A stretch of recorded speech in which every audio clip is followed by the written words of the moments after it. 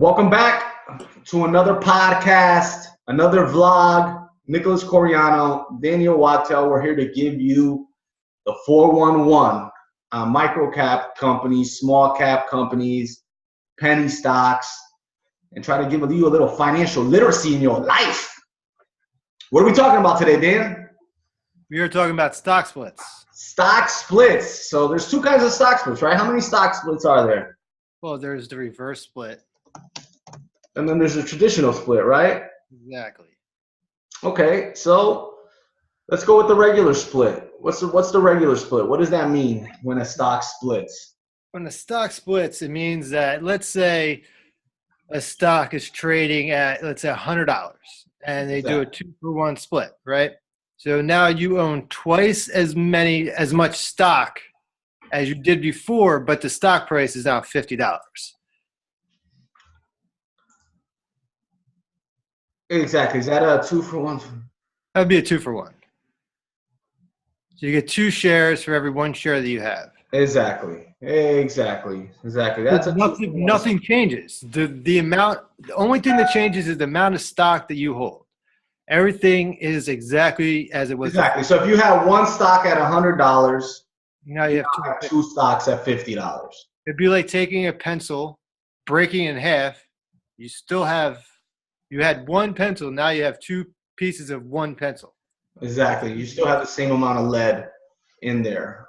Nothing changes with the market cap when the stock splits, right? So if it's a $100 million company, it has 100 million shares outstanding at $1 each, right?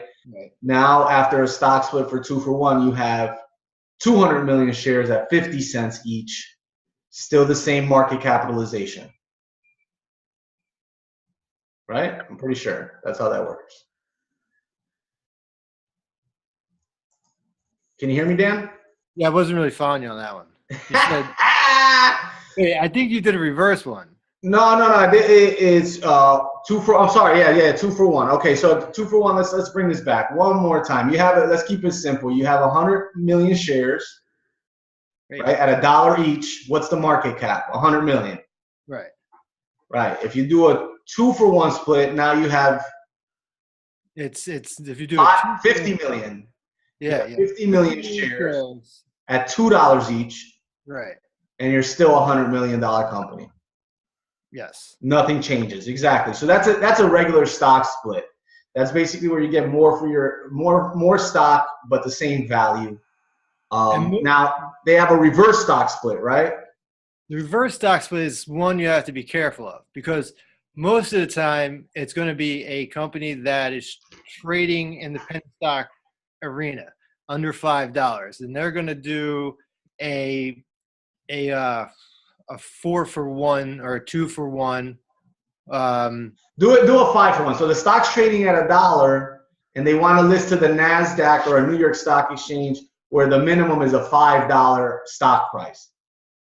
Well, all right. So that's a whole other. Yeah, we'll get to uplisting in a second, but or listing to another exchange. All right. So if they want to get to $5, so they'll do a 5-for-1, the 5-for-1 split. So they'll give you, what is it? So one stock for every 5 you have. They'll give you one stock for every 5 you have. So now the stock goes from $1 to $5. So now it looks like it goes from 5 to 1. No. If you're doing reverse, sorry, you're absolutely correct. Yeah, it goes from 1 to 5. What they want to do is give you. They want to make it look like that their stock is now trading at a higher, at $5. Yeah, as opposed to $1. It looks. It's more of a psychological thing for investors, because they don't want to invest at a stock at $1. They rather look at a stock that's $5, or if it's $5, they want to. If they do a 1-for-4, they want to make it look like it's $20. They want to make their stock look like people are buying it. So that's why they do a reverse split. Other than that, it decreases a couple reasons. It can decrease the number of shares in the company. So that's the biggest reason they're doing it. One of the biggest reasons they're doing it. You're absolutely right. Dan, that a reverse stock split makes the stock price seem higher. What I've seen in practice is companies that do a reverse stock split end up having pressure on their stock later on, because what happens is you open up your account, you had the stock at $1, it did a 5-for-1 reverse split. Now it's trading at $5. You open up your account, you see the stock at $5, and your first intuition is, let me sell it. I made a profit.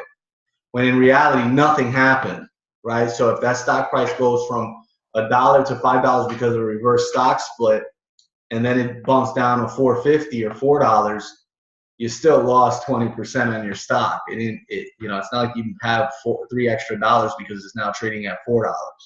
Yeah, now your stock is less. Yeah, there's less stock. There's less outstanding stock is the repercussion of a reverse stock split. And a normal stock split, the repercussion is that there's more stock in the marketplace, right?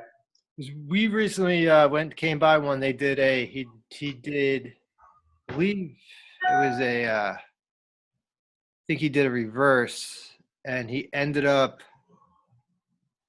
I think everybody got,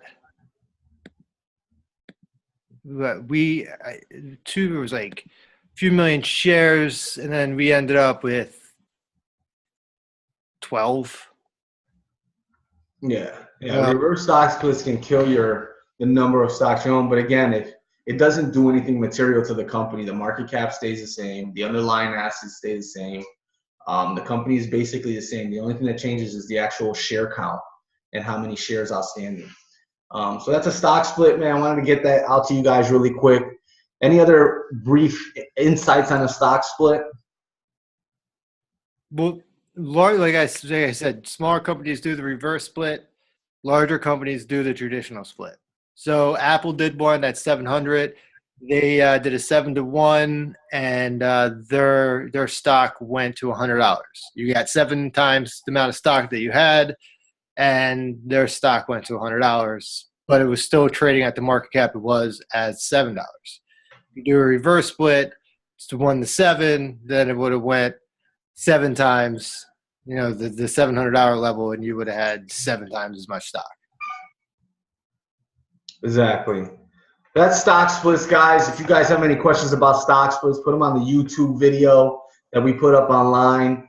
Email us. Stock splits come in all ratios: 2-for-1, 3-for-1, 3-for-2. Some splits are 4-for-3, 5-for-2, 5-for-4. Sometimes why the management is doing it is questionable. Like Dan said, in the OTC markets, it's really to try to position the stock in a certain light to potential investors. And it happens on every exchange. If you have a stock, Disney's a great example. Split like 3 times in the history, or 4 times, and most major corporations have split their stock. The only one that hadn't for a very, very long time, and I don't think they have. I just think they did a Class B was Berkshire. That's why it was $100,000 or $200,000 a share, so they never split. And that would have been a lot of executives would argue that's a perfect time to split to get more activity in the stock. Buffett historically doesn't like activity in his stock.